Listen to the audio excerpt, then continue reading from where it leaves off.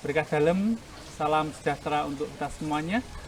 Kembali kita ketemu lagi dengan Komisi Liturgi Kevikepan Semarang. Untuk saat ini kita akan berbicara tentang salah satu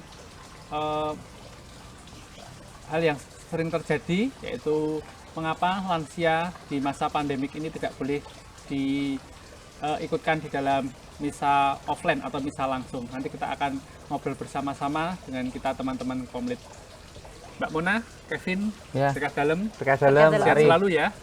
Sehat. Tuhan. Nah, hari ini kita akan kembali ngobrol-ngobrol tentang salah satu yang terjadi di masa pandemi ini, yaitu mengapa sih kok para lansia itu tidak diperkenankan untuk mengikuti misa offline atau misa secara langsung. Mungkin dari tema yang akan kita bicarakan pada saat ini, mungkin ada pengalaman-pengalaman yang terjadi di keluarga Mbak Muna atau Mas Kevin. Monggo yang mau cerita dulu. Mungkin Mbak Muna. Mbak Muna mungkin gimana Mbak keadaan di keluarga, mungkin ada Mbah yang sepuh, kemudian bagaimana saat ini ketika harus tidak diperkenankan untuk misa secara langsung. Oke. Di keluarga saya ada mbah yang usianya sekitar 83 tahunan mungkin. Nah, tapi untuk efek pandemi nggak terlalu ngefek ya ke mbah saya, karena jujur aja mbah saya bahkan lupa hari ini tuh hari apa, tahun berapa, nama saya siapa. Jadi kayak kurang begitu ngefek. Paling kalau mbah saya itu di kamar ikut mendengarkan misa online, ya sudah, tapi kayaknya nggak protes aja sih. Kalau kamu gimana, Vin? Kalau dari pengalaman saya, mungkin sebelum masuk ke misa offline ya. Jadi karena memang dasarnya kalau mbah-mbah di desa gitu, kebetulan rumah saya kan di desa, itu memang sangat menghayati sebuah perayaan Ekaristi, baik itu secara langsung pada saat dahulu ya, dan sampai sekarang dalam bentuk online. Memang untuk kekusyukannya kalau saya melihat itu memang tidak ada bedanya. Artinya beliaunya berdoa, lalu mendengarkan sabda Tuhan, mendengarkan homili dari Romo, itu tidak ada bedanya. Tapi memang pernah curhat bahwa tetap hatinya itu tetap gregel karena tidak bisa menyambut secara langsung komuni suci dan juga pergi ke gereja bareng-bareng. Lalu ada wacana mungkin di beberapa paroki juga di keuskupan kita sudah melaksanakan misa tatap muka atau misa offline. Suatu ketika saya cerita ke Mbah, mulai 2 minggu lagi itu kita udah boleh misa secara tatap muka, tapi sayangnya kalau menurut ketentuan dari pemerintah dan juga dari keuskupan kita, itu usianya Mbah Putri itu udah nggak boleh misa, masih belum boleh misa secara tatap muka karena masalah kesehatan gitu ya. Dan karena yang menyampaikan saya, Mbah langsung marah-marahnya ke saya. Marah-marahnya itu gini dalam bahasa Jawa ya, maaf ya. Lah wong sing meh arep mati we kok ya ora entuk misa secara offline tuh lho. Wis tinggal sithik meneh butuh asupan rohani secara langsung kok ya tidak boleh. Lalu saya jelaskan secara pelan-pelan bahwa memang idealnya itu ya tetap misa secara offline. Tetapi dalam kondisi seperti ini itu sangat membahayakan untuk kesehatan Mbah Putri seperti itu ya. Syukur kepada Tuhan ya sekarang sudah bisa mulai menerima bahwa alasan kesehatan dan proteksi itulah yang membatasi usia tersebut. Tetapi kalau di stasi saya itu mbah-mbah di sekitar rumah, misalkan di mbah saya gitu ya, sekitar rumahnya misalkan ada 5 mbah-mbah gitu. Itu suatu saat nanti kalau misalkan sudah ada misa secara tatap muka dan memang kebetulan kan nggak boleh ikut gitu ya. Nah, beliau-beliaunya itu berkumpul di satu tempat, lalu nanti akan ada prodiakon yang akan datang, lalu di sana ada ibadat. Nah, dari situ itu juga menjadi salah satu poin pelipur lara karena masih belum boleh untuk misa secara tatap muka gitu Pak. Ya. Saya tertarik dengan kata-kata Mbak Kevin tadi yang mengatakan bahwa wong sarep mati wae kok misa ra entuk. Ini yang menjadi hal yang dalam tanda petik menjadi keprihatinan kita bersama. Orang tua kemudian memiliki atau menghendaki kerinduan yang luar biasa terhadap misa, tetapi juga kita juga tidak boleh tutup mata ya teman-teman untuk mengatakan atau menyampaikan kepada terutama yang sudah sepuh-sepuh bahwa memang gereja membatasi ini bukan semata-mata karena suatu hal yang dilarang, tetapi lebih pada sisi kesehatannya kan yang menjadi titik berat. Betul. Ini menjadi tugas kita bersama nanti ketika menyampaikan pada anggota keluarga atau kepada orang yang lebih sepuh bahwa gereja membatasi itu karena serta-merta untuk keselamatan kita bersama.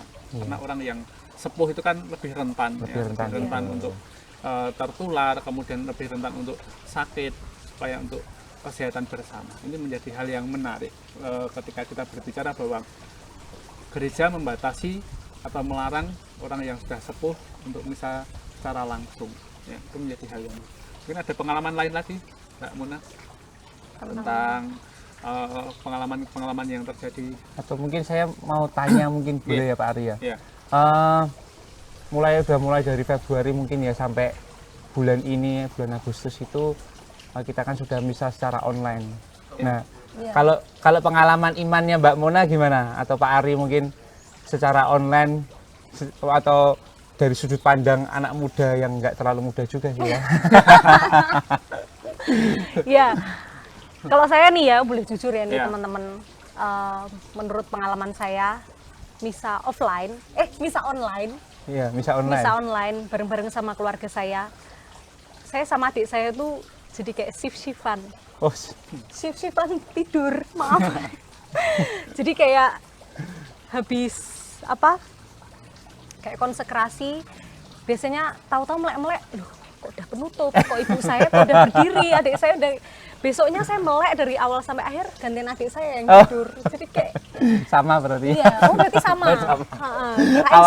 Awalnya ritus membuka masih sadar, tiba-tiba kok udah ritus menutup. Saya udah mikir besok penutup. suatu hari saya mau Iya. kalau ngaku dosa saya mau menyertakan Iya. ini sih. Kayak, Saya juga niatnya seperti itu. Iya. Tapi kalau karena sekarang kan sudah ada misa secara tatap muka gitu Iya. ya. Mungkin ada pengalaman-pengalaman gitu. saya senang banget, cuma ini pengalaman yang mungkin sedikit lucu ya. Sebenarnya saya kan dari lama udah menantikan untuk menerima hosti itu secara langsung, Iya. teman-teman. Tapi pengalaman saya itu pahit, dalam arti sesungguhnya pahit. Kenapa? Karena itu ada bapak-bapak tatip ngasih hand sanitizer-nya itu benar-benar kayak ngecembeng tuh bahasa Jawanya. Jadi Aduh, hostinya di tangannya. itu pahit banget rasanya. Berarti rasa sanitizer.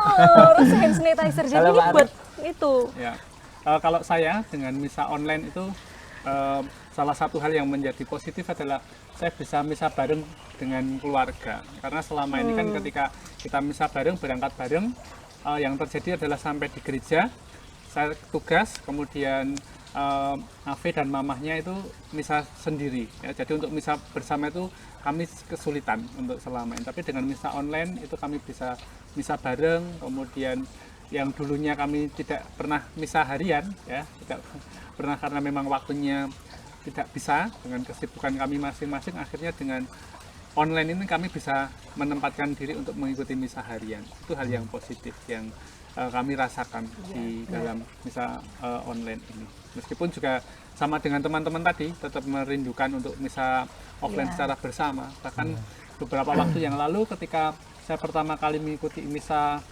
offline itu sempat sampai mau meneteskan air mata ketika menerima Berdek tubuh gitu dan ya? darah Kristus. Iya, Sebenarnya menjadi hal yang Kebetulan kan saya juga baru pertama kali ke 3 minggu yang lalu, 2 minggu yang lalu itu misa secara tatap muka. Kayak misalkan orang yang udah lama nggak ketemu sama pacarnya gitu ya. Wah, Itu kan kerindu. sekalinya ketemu mungkin dredeg gitu loh. Sekalinya ketemu dredeg, saya kayak dredeg salah tingkah kalau saya. Jadi udah maju, posisi kan pasti pakai masker ya, dikasih sanitizer. Lalu menerima komuni, ketika saya masukkan ke mulut kok nggak masuk-masuk, ternyata masih pakai masker. Jadi teman-teman OMK atau ibu-ibu jangan lupa besok kalau misalkan sudah misa tatap muka mau menyantap tubuh Kristus, maskernya dibuka dulu, jangan kayak saya. Gitu, Pak. Ya, baik. Terima kasih Mbak Muna, terima kasih Mas Kevin, terima kasih pemirsa semuanya. Pada hari ini kita kembali untuk berbicara masalah misa secara tatap muka atau misa secara offline yang kita rindukan bersama. Meskipun juga gereja masih melakukan pembatasan-pembatasan, terutama bagi siswa anak-anak yang kurang dari 10 tahun.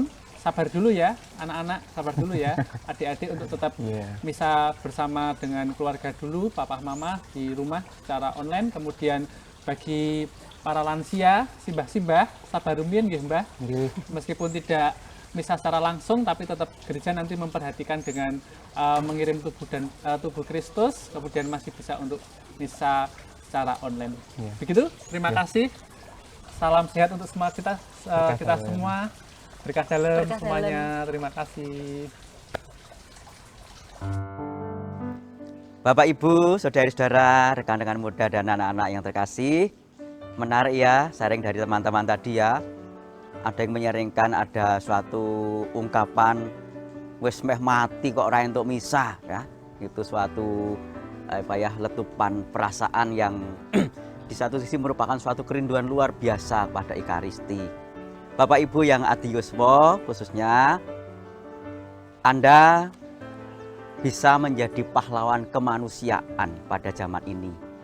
Yakni khususnya ketika Bapak Ibu semua, para eyang, itu menyadari situasi kita bersama, ikut merasa legowo melihat situasi yang ada dalam suasana pandemi ini. Tentu panjenengan tidak diperkenankan atau belum diperkenankan Ekaristi, bukan karena kami semua tidak sayang kepada Anda, tapi karena alasan menjaga kesehatan bagi semua. Maka Anda, Bapak Ibu sekalian, dengan menjadi legowo, Anda akan menjadi pahlawan kemanusiaan pada masa ini. Terus jaga semangat dan jangan kendorkan doa. Terus kita mohon kepada Tuhan agar pandemi ini segera berakhir. Tuhan memberkati kita semua, berkah dalam.